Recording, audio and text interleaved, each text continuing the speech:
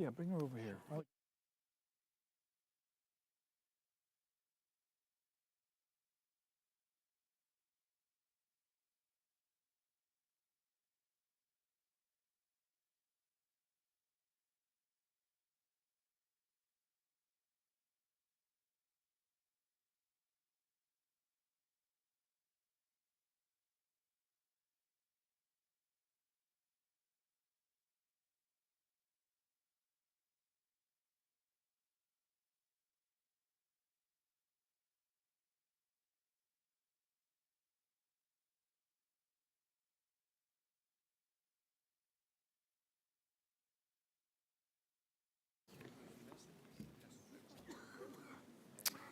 Good afternoon, and thank you all of you coming today to the Glasgow Science Centre. It gives me great pleasure to bring Anousheh Ansari, CEO of Xprize, to Scotland. This is her second time in her life she's been to Scotland. First time was many years ago, prior to her involvement in Xprize. I've been delighted with the weather. We had some pretty bad weather. I did warn her, January isn't Glasgow's best weather, but it's been a beautiful day today. So, Anousheh, I think many of you have heard about the Ansari Xprize, the very first Xprize, which was the beginning of the whole program. And there are now many Xprizes. We've been talking about that today with some of the other members of the executive committee, including there's a $100 million carbon capture prize. Anousheh is going to talk about some of those things. But 6-7 weeks ago, I was in Long Beach, California, and was talking to Anousheh and had the crazy idea of inviting Anousheh to come to Scotland. And she very graciously agreed. And I said, when? Thinking it might be June. And she said, I'm coming in end of January to Europe. Would that work? And knowing that sometimes these windows of opportunity don't always repeat, I said, sure. And in 6-7 weeks, we organized a series of events here in Glasgow and then tomorrow at the Robotarium in Edinburgh and also in Edinburgh City. So I'd like to thank all the people that helped make that happen, from SDI, Scottish Enterprise, Baillie Gifford, the Robotarium, Touch Lab, Census, and the various other groups that really helped make this happen. Without your help, it would have been extremely difficult. So if no further ado, I'd like to introduce Anousheh Ansari, CEO of Xprize. Can you give me an applause?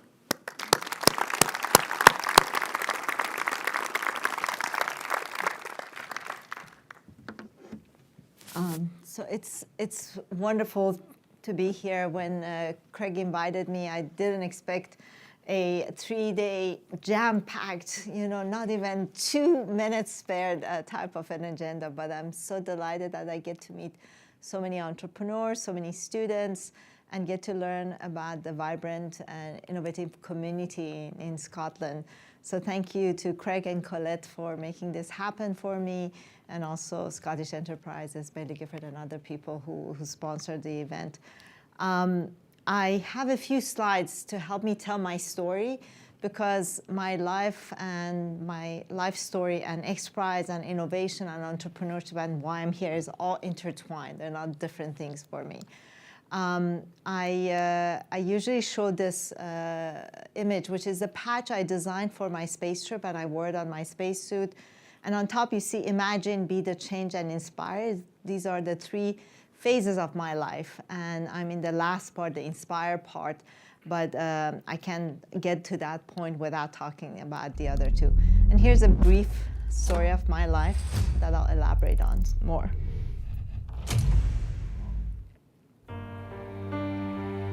I grew up wanting to go to space. I wanted to be an astronaut. I was about 7-8 years old that I drew this picture. I'm from Iran. I was born in Iran, a place that didn't have a space program. No one took me seriously, but I knew I would make it happen. Lo and behold, 2006, I did it. I went to space. This journey's been wonderful. As a young child, I would sleep outside summer nights in my grandparents' balcony, and I would gaze at the night skies. I would look at the stars and wonder, what's out there? Are there other beings out there? It was sort of a place I could let my imagination go wild and look up there and imagine new worlds.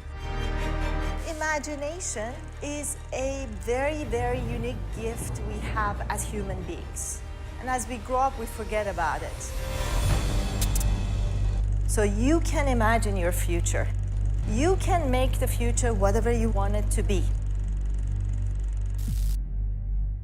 So as you see, I truly believe in the power of imagination as a unique gift we have. This is the picture I drew. My mom was supposed to send it to a TV program so they will show it and I would win a prize. She never sent it in, but many, many, many years later, while I was on space station, she happened to find it by accident, sticking to one of old paperwork. This is actually a picture of my launch. So you can see the similarities. I use this to say I can predict the future. So anyone wants to know what's going to happen next, I'm here to tell you.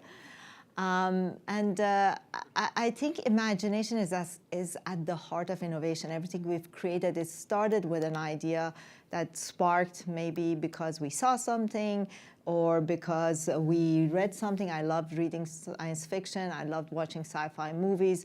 I grew up as a Trekkie in Iran, watched Star Trek.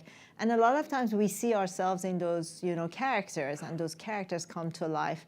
Sometimes I use props. This is a picture I took at one of my all hands at my company, made the entire management team dress up in Star Wars costume. I don't think all of them appreciated. Some of them geeked out with it. But it's all a way for us to connect ourselves with this possibility of the future. I came to US when I was 16, didn't speak English, but I had this dream. I wanted to go and register in Starfleet Academy. Realized there's no Starfleet Academy anywhere to be found. And realized that only through a space agency I can go to space. Being right around after the hostage crisis, and not speaking English, my chances of becoming an astronaut with NASA was very slim. So I became an electrical engineer, the next best thing, and built a career in telecom and really focused my life in building that career for myself. But one thing that I didn't give up on was my dream. One thing that I believed somehow will make happen was to get to that dream at some point in my life. How many of you ever dreamed about something big in your life, whether you were a child or young adult? How many had a dream growing up? How many of you believed you will realize it back when you were a kid?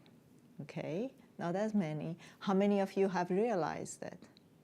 That's great. That's great, outcome.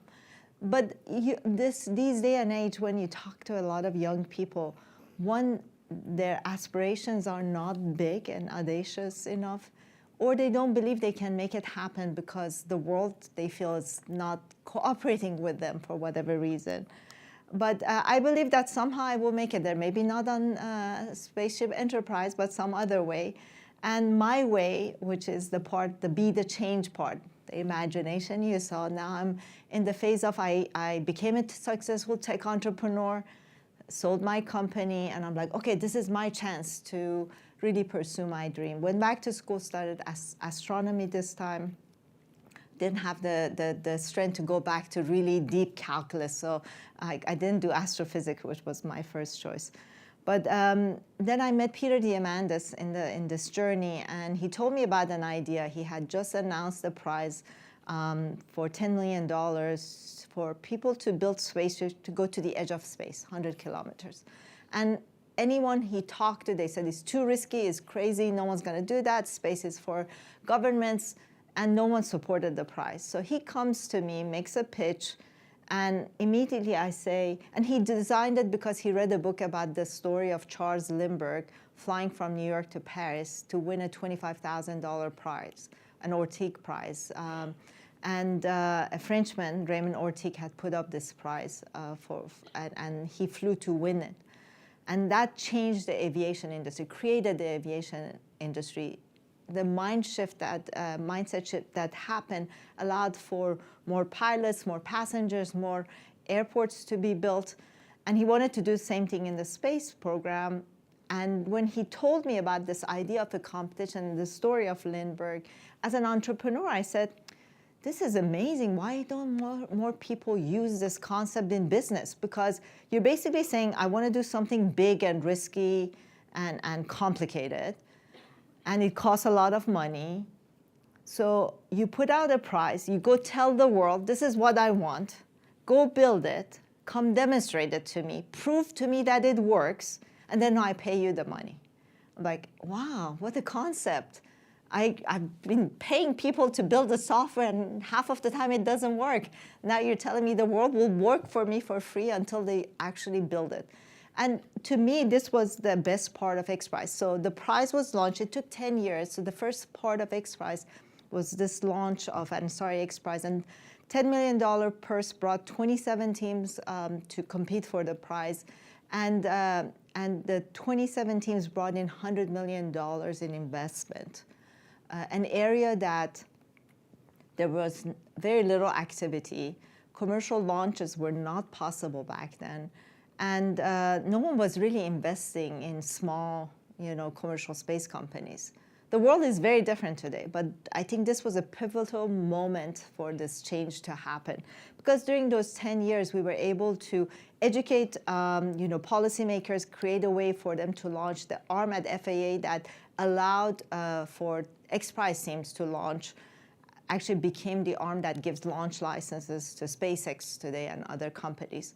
So this model worked, and the spaceship won. The winning team out of Mojave is actually hanging in Air and Space Museum next to Spirit of San Luis, which makes me very proud when I go there. So our mission, after this successful demonstration that this model works really well, is to use this platform. And we've been now using this platform for the past 28 years to bring about and accelerate breakthroughs to solve humanity's grand challenges so we can create a more equitable, abundant future for humanity. We do this in this way, and this video will quickly tell you our methodology.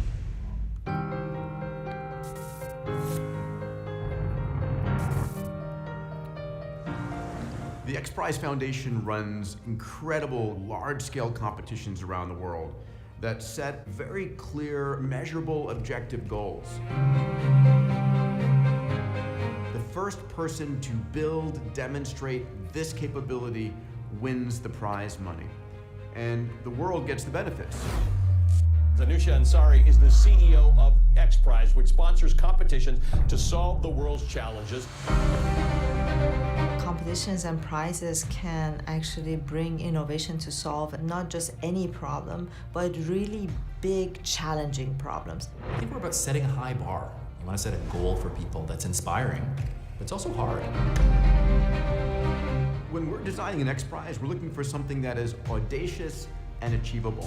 Goals that are far beyond where the industry is.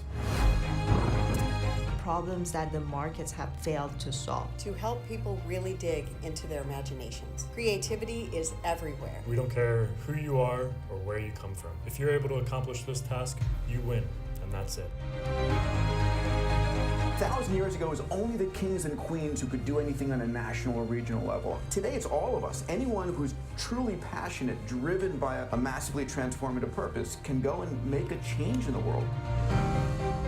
We are leveraging the genius of people from all over the world. The tinkers, the entrepreneurs, the engineers. People who are not satisfied with the way things are and know that it can be better. It's all around hopefulness. It's all about collaboration. Prizes are not about competition, they're about impact. And there is no better and more powerful tool to do it, in our opinion, than a prize itself. I've seen things go from a paper plane to an actual spaceship.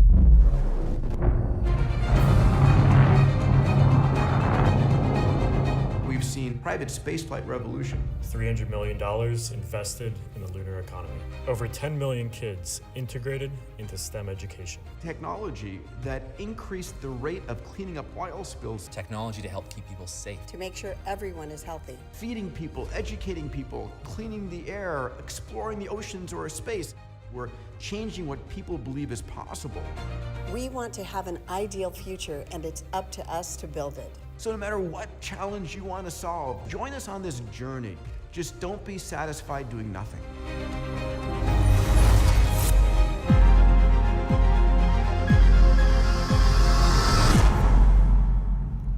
So I'm hoping through this trip I will inspire a lot more participation in our competitions. We have done work and continue to do work in 7 domains. Climate and energy is one of our most active areas.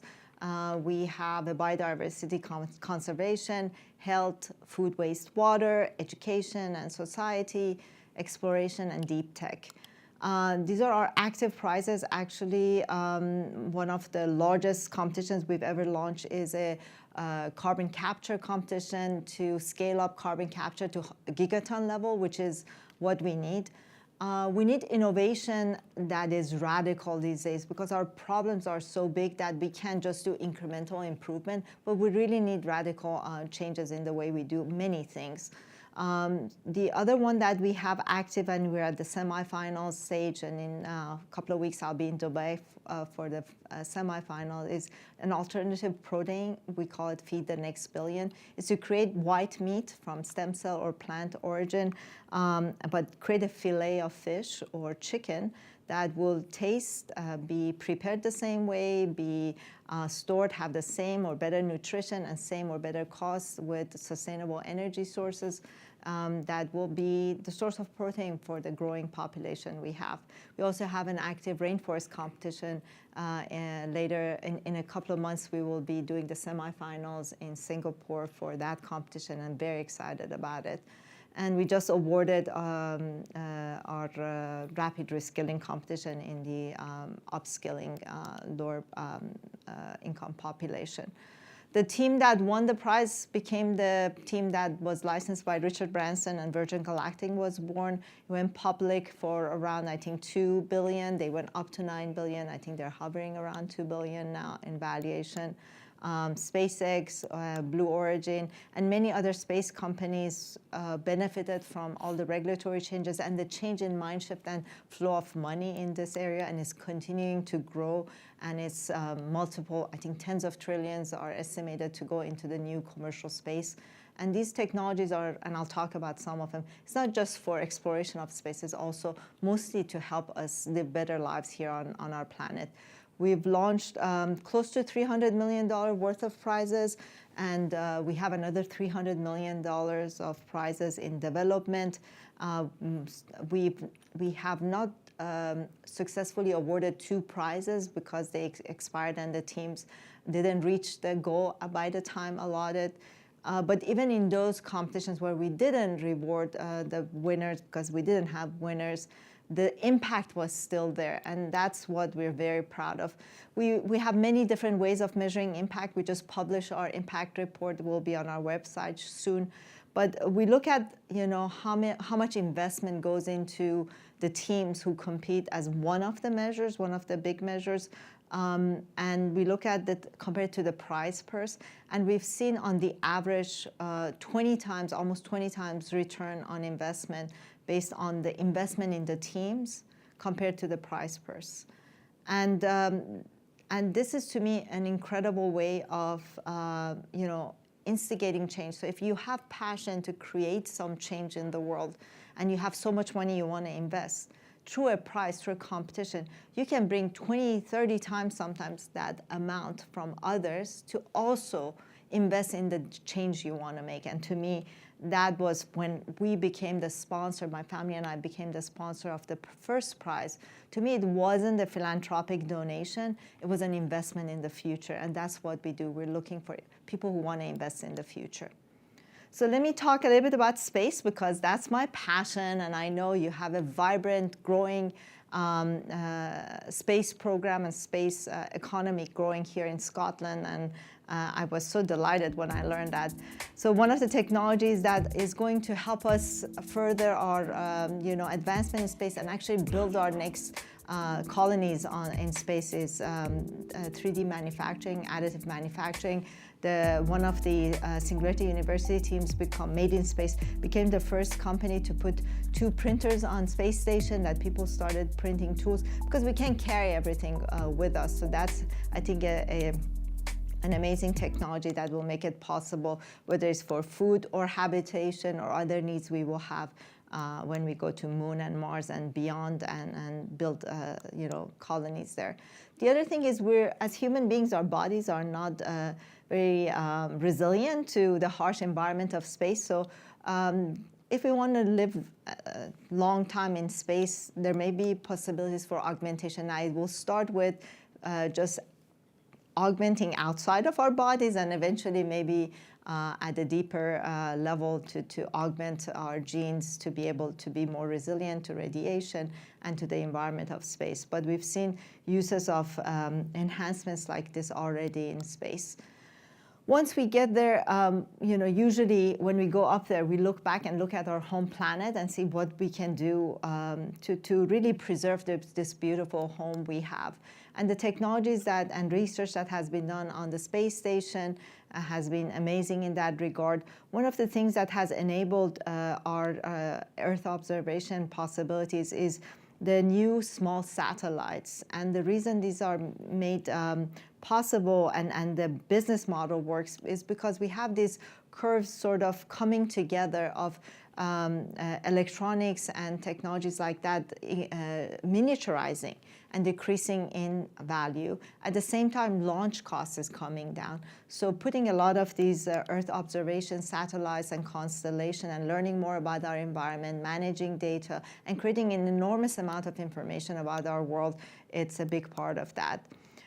There's also a lot of possibilities for manufacturing and pharmaceuticals and other types of healthcare systems in orbit. There's an experiment, ESA-sponsored experiment on space stations looking at human tissue and generating organs in space. We have an amazing source of energy in space, and if we learn how to tap into it and then beam it back and create a sustainable, clean source of energy. These are some experiments on solar power satellites now that are going to tell us how and when this will be possible. One of my favorite things that I'm pushing, and I put this slide up to maybe get Jeff Bezos to do this sooner than later, is we have massive amount of data we process. Our data centers are growing.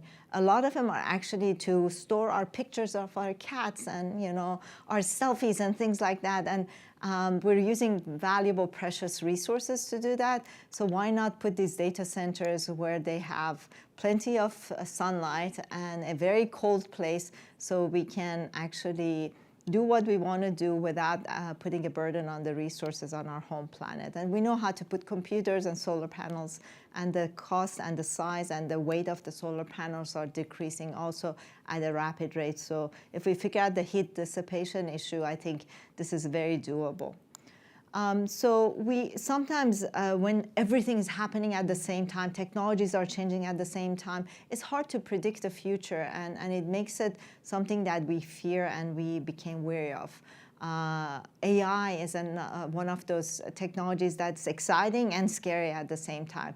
ChatGPT was just released, and we saw people using it to cheat on their exam, do their papers, and we saw people create poetry from it. But it's sort of an experimentation with things that are sometimes dangerous. And the lines are going to be blurred in the future as technologies advances. Craig was actually in Long Beach because we were awarding the finals for our avatar competition. We intentionally try to shape our competition, plan our competition in a way that it shapes technology and pushes technologies to do good. So we were promoting avatars, and the reason for avatars was because we wanted to have a human in the path, and it was a very successful way of showing how we can really augment experiences for human by using an avatar, but share that experience between a robot and a person. And again, in the future, these lines will be even further blurred. But the more we explore, whether it's space or boundaries of our consciousness, I think we do it and we look back and we learn more about ourselves. And that's what I loved about space and my experience of going to space. When I launched, I had the opportunity to look at our world from a different perspective. And I realized when I was in geography classes and they showed me this map that it's a truly man-made way of looking at the world, and it looks nothing like it, because this is what you see. When you're in space, there are no lines, there are no borders, there are no colors, nothing separates us. You can't tell countries apart. And because of that, you realize the interconnectedness between all of us as human beings living on this one home planet, and our interconnectedness with our environment. Because you see that very thin blue halo right around the edge of the Earth. That's the only reason we're alive on this planet. And you don't see that around any of the other planets in the solar system. And while I love to go explore Moon and Mars, I don't think any of the planetary system around us, near us, is as beautiful as our home planet. So with what I do around the world with entrepreneurs, innovators, young students, is to really inspire them to be able to imagine a better future for us and to help make that happen, because you know, it is in our hands. We see so many bad news, doom and gloom out there in the world, that we sometimes feel like the future is happening to us and we don't have control over it. And I don't believe in that. Fundamentally, at Xprize, we believe in a hopeful, positive future, and I think it's up to all of us to make that happen. So thank you for the time you've given me to share all that information in a very quick, brief presentation with you, and I'm happy to answer any questions.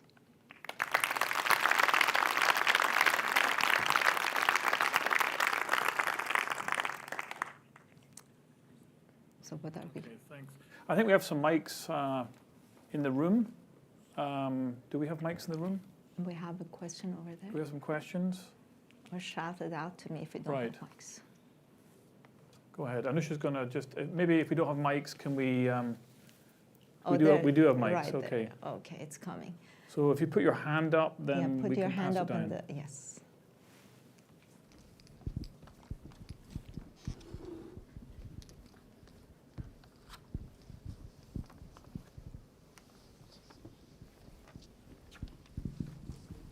And I think you can turn on the lights if you want to. Yes. Hi. Thank you so much. Absolutely fascinating. So I think, you know, it's obviously amazing opportunities that you give for people. And I was particularly interested by what you were saying about how creativity is a very important, I guess not skill, but attribute. So what I'm wondering is, there are possibly lots of people out there who have this creativity and thanks to the internet, access to lots of information. But they might not have the business acumen or ready funding to kind of enact some of those ideas. So what would your advice to them be to try and get some of these, you know, potentially very helpful ideas out there? It's a great question, and I get similar questions all the time, where someone says, well, I want to do something, but I don't have the money, or you know, when you want to do something big, if you focus on all the things you don't have, or all the things that will not make it possible for you to do, it's obviously a way to discourage yourself. But the teams who compete for Xprizes come from anywhere in the world. Some of them have zero resources.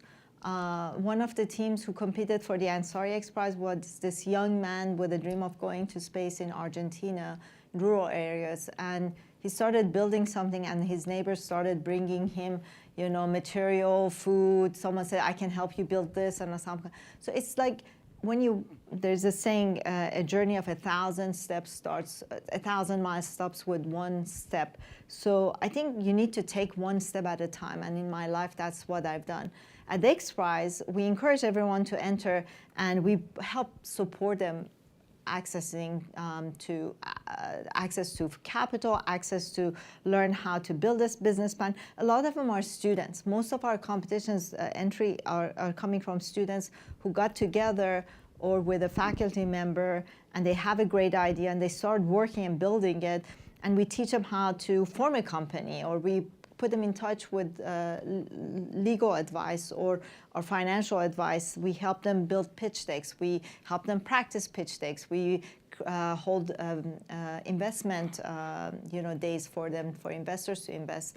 And we had a junior high school team win one of our bonus competitions, $800,000. We flew them to Monaco to receive the award. And it's like they couldn't even believe they're on the stage. You should have seen their eyes. So I think you just need to have the idea and the passion and the grit to go after it, and then the rest you will figure out. And I've experienced that myself, and I see it in many of our teams, and I believe it's possible. Other questions? I got more questions from high schoolers than you guys. Come on, right here. I could just shout if everybody's all right. Yeah, go ahead. I'll repeat your question. So, it's, like I said, it's an amazing opportunity. Have you got any advice for businesses who are perhaps a little bit further along in their journey and looking to take advantage of some of these prize opportunities? I think there's an understanding that you're working with students or young entrepreneurs who are looking to really start a journey. But for those businesses that have and they've identified areas where they really have a value add to bring in, how do they get involved in the program and what is it that we can do? So the question is, can businesses enter this type of programs, and how do we make that possible? So we don't discourage large companies to enter. And we've had large companies compete. I'll give you an example, and some of them are not very large companies because they lack actually the speed that is required to actually win our prizes, because they have to consider shareholders' response, short-term, quarterly, returns, and our competitions really push technology and innovation to the edge. So that means the risk is much higher. So lots of companies shy away from it because of the risk involved and the capital that they need to put in and how it impacts their balance sheet. But we don't discourage them. And we had a NRG COSIA carbon competition, which was for the circular carbon economy and taking output of a coal plant or a natural gas plant, turning the CO2 into a consumable product that will be worth more than the energy and the cost of creating it. So it will be cash flow positive. And the competition, there were two winners because we had two tracks. One was a cement block company and the other one was a concrete company. One of them was better established. They got a large investment during the competition from Earth Fund, and the other one was a university student. So both are succeeding rapidly and building their businesses. So I think there's a possibility, as long as the company itself, if it's a larger company, they're willing to focus energy, attention, engineering resources into an area that's a high risk area. Question right there. Hi, good afternoon. Thank you so much for that.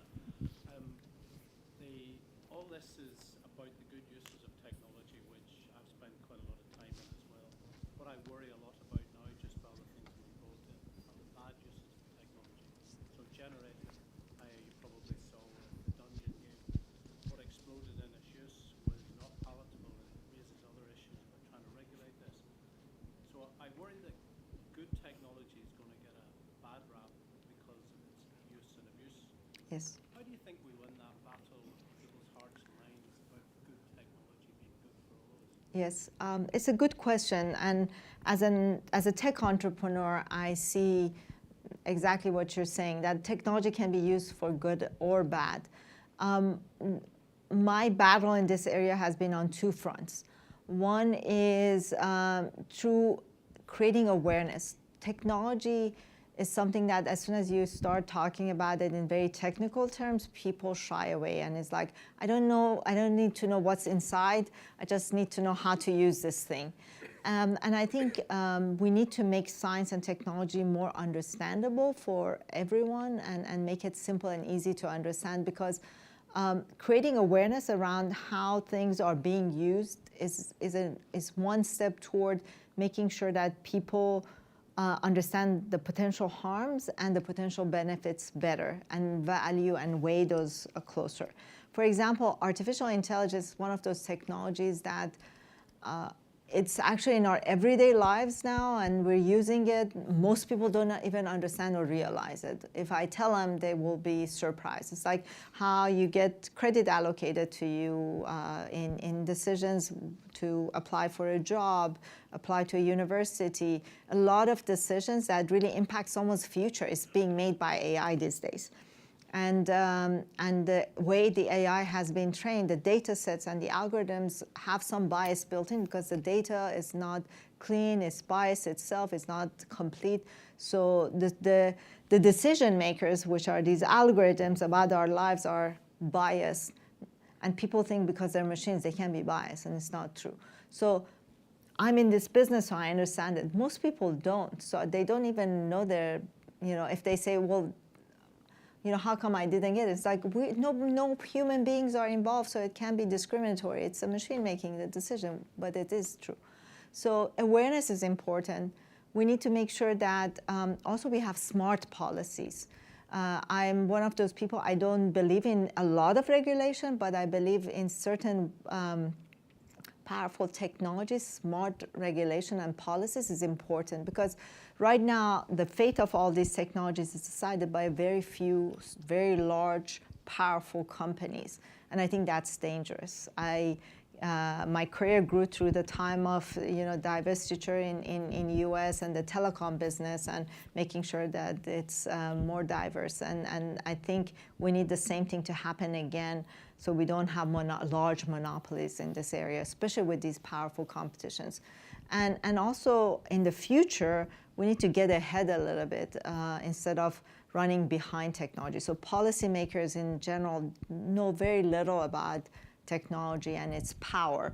I'm working right now on quantum computing and working with GESDA, an organization in Geneva created under the support of Swiss government, to bring diplomacy and science together and help educate policymakers on how to build smart technologies. And the area I'm involved, which is on the quantum side, when we started talking to policymakers, but I'm told quantum computers are not going to be around for a long time, so we don't have to worry about it now. I'm like, well, by the time they're around, it's too late to do anything about it. You need to start working with the people who are building it now to put the safeguards together now before it's too late. And when we talked about the potential dangers with the potential good possibilities, I mean, they were like, wow, we didn't realize that. So creating some of those activities early on is important. Some things we have to do damage control right now with AI, with CRISPR, but I think quantum is an area we can get ahead of it. And same thing with space. Space can be militarized easily and it will create chaos for us. But hopefully we can be smart about it and learn from the mistakes of the past and use it for good, because it has a lot more good potential than creating it for military purposes. Yes? Firstly, thank you so much for believing in your dream and vision and then coming along today to share all of that with us, a wonderful inspiration that we all need. I've got lots of questions. Sure. I'm going to narrow it down to just kind of one area of question, because otherwise we'd be here all day. The planet, as you touched on and highlighted, we're facing lots of challenges at this moment, whether it's environmental challenges, disease control challenges, food supply shortages, whatever it might be.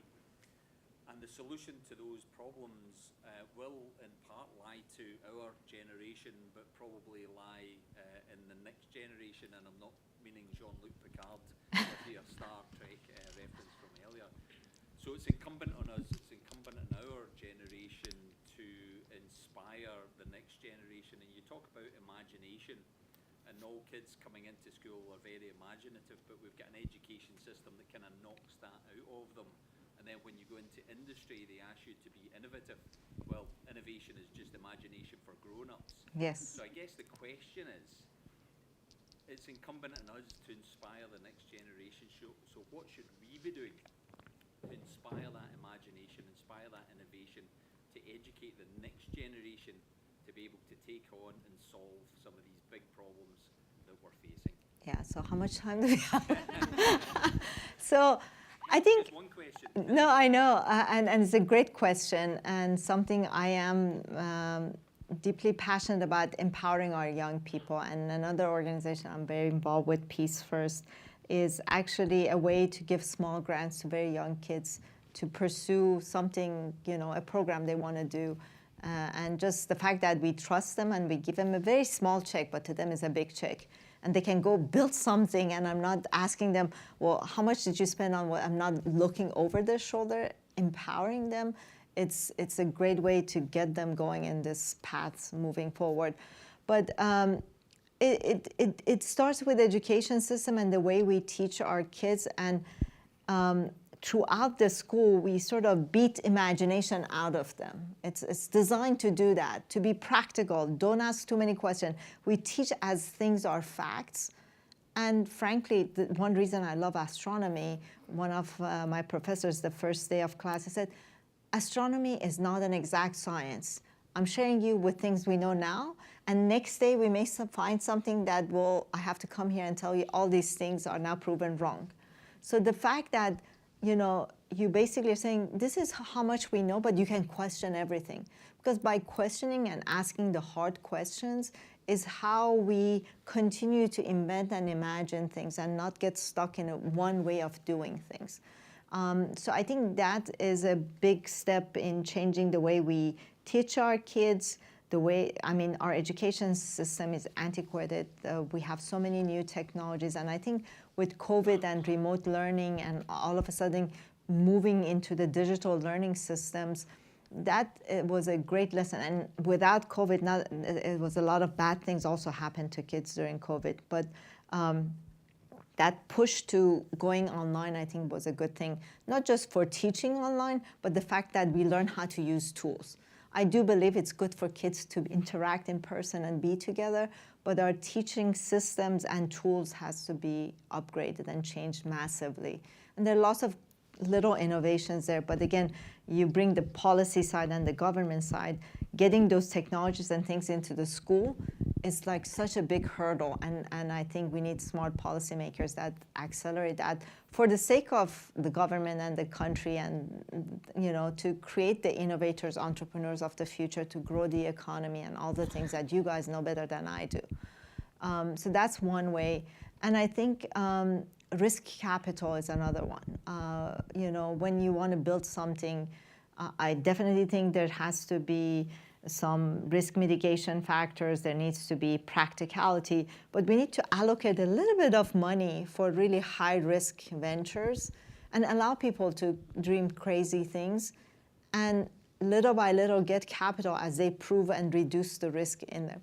One thing I love about Xprize, the way we design these, the teams get to prove their crazy ideas, they get permission to try crazy idea to win a prize.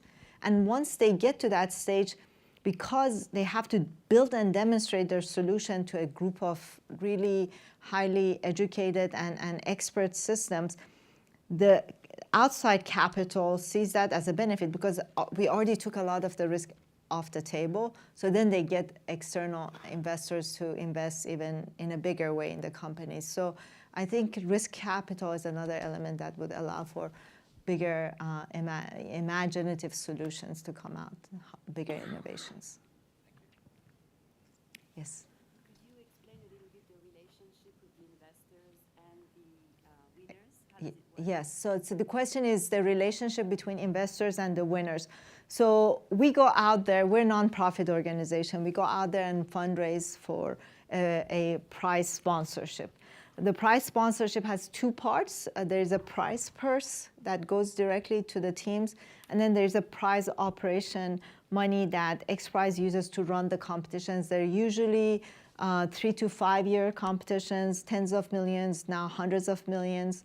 And it's used for the testing, for support we provide to the teams, and we have usually about 5 people over the full-time life of the prize supporting it. We don't own any IP. Xprize will not own any of the IP. The teams maintain their IP. The money they get as the prize purse, it's non-dilutive capital, so they get it, no attachment. We do provide the opportunities to sponsors to have first-hand access to the teams and participate if they have a round of financing, so the sponsors get to participate. But there's no obligations on any of it. If the prize is not won, the sponsor keeps the money. It doesn't come to us. They only pay the winners once the winners are declared by third-party judges. So what leads the investors to invest in this? So how the investors invest? What leads them to do it? What's the incentive For the investors? They get shares, or the sponsors, you mean? The sponsors are usually just interested in the innovation, the technology, or the impact of the solutions that come out. The investors we bring to the table and introduce to the teams, they're doing it for profit purposes because these are all viable companies. So by the time they win the competition, they have a business plan, they have a business model, they've already received seed funding, they have a proof of concept. So they've actually built the system and it's working and they can demonstrate that it works. So they're in a very good position to gain outside capital to go to market and scale. Yes? Thank you for the very wonderful presentation. My question is on the space launch that has become like privatized, and because of this, lots of things are being put into the space. So what happens to the debris? So Yes, good question. Is it being tackled? Yes, so space debris is a big problem. It's a growing problem. It's a barrier to entry for a lot of new businesses to happen in space.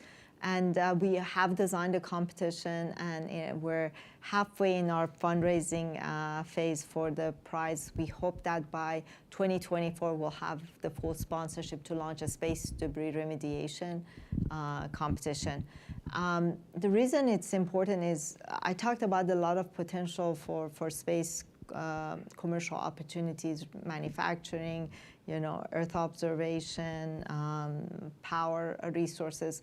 But you need to make sure that there's room for these businesses to thrive. And I was a tech entrepreneur during the internet boom. And what excites me about space and the potential commercial value of space is when internet was just in the hands of the large universities and the government, it wasn't going anywhere that quickly. It's only when, and I'm dating myself, when Netscape came around and then the iterations of that, and it became accessible and something people could innovate, that things started happening at a rapid pace. And then nobody could predict back then how internet will be used, what businesses will run on it, and what kind of an impact it will have on our lives. And I think space is the same way.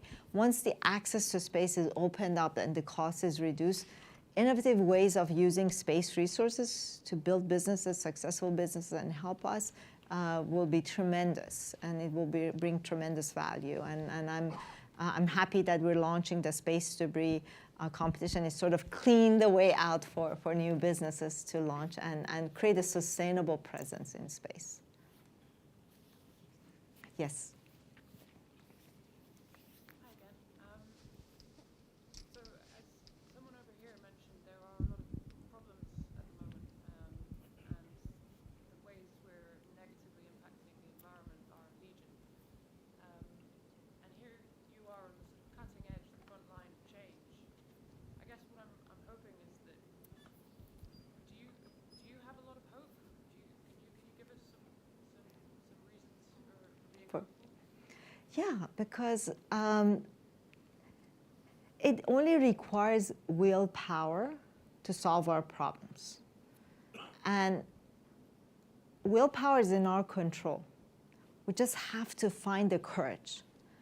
The technology is there. If we were not as advanced as we are today technologically, let's say we go back 30 years and we were facing the same problems 30 years ago, it would have been much more difficult. But we're at a place in advancement of technology and our capabilities to solve this problem that we can put our resources behind it and do it. So the barrier is not there. It's mostly our willpower and courage to do things the right way. And I'm not just talking about, I'm not saying we should not, preserve our planet in terms of reducing our consumption or reducing our CO2 emissions. We have to do that. But at a point in time, we should do that for the future, but also take out some of the damage we've done to our environment. So we need innovations on both fronts. And I think we are in a difficult geopolitical situation. And part of it is a lot of these problems are caused by the scarcity mindset. Resources will be limited, so I need to keep all of this for myself, or I can't work with my neighbor because they're going to want my resources and I'm not going to be able to give it to them.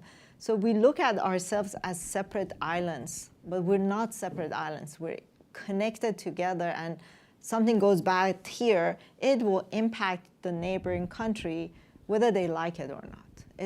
We're in it together. Once we realize that, I think we will find the willpower to do this collectively. The other thing that is encouraging to me is maybe the news doesn't reflect that, but there's a lot of good people in the world doing good things in the world. And it doesn't require all of us together to find the solutions. A small group can find the solution, but it will then become up to all of us to get those solutions to be implemented on a large scale. But I'm hoping that once we see actual results, that implementing them becomes a smaller hurdle to cross, hopefully. I'm hopeful. I'm hopeful. It's my nature as an entrepreneur, and I've been like that since I was a kid. I usually, when I go to sleep, if I had a really bad day, and I had horrible days, growing up in Iran, during a revolution, people being killed. I was there during the Iran-Iraq war, bombardments everywhere. But I went to bed. First of all, I love night skies, so I would look up and it's like, all this doesn't matter, the possibilities are endless. And when I went to sleep, I said, okay, today is gone, tomorrow's a new day, and it will be different because change comes whether we like it or not. We just need to figure out how to live with change without stressing over it and using it to power our next step. And I feel like, as long as we believe in change and we can help direct the change in a positive direction, we'll get there. Are we good? One more question, I think. Is there any other question? Oh, right up there. To come back to the point that was made around good and bad technologies. Yes. What technologies excite you in the future? Or technologies that you see that are coming through that will help solve some of these fairly substantial challenges? So actually, a lot of technologies are.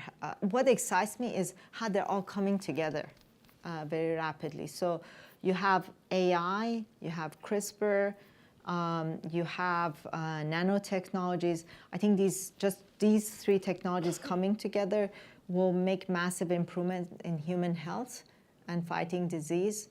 It will make massive improvement in how we our energy and food supply will work.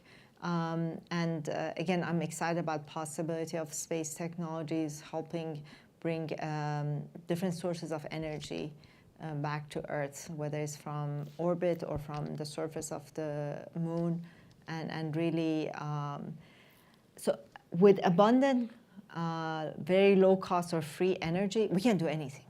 We will have no problem. You can trace back everything to energy and the cost of energy.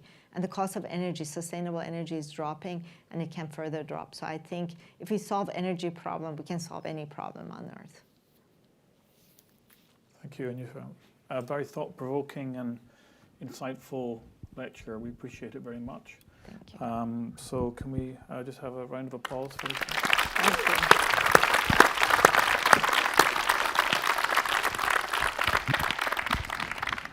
Now, Anousheh doesn't get away quite yet because we're going to have a Dragon's Den. And I'd like to invite Sir Tom Hunter to join us, please, as one of our dragons with Anousheh and myself. And do we have Ruben? Ruben's going to say a few words.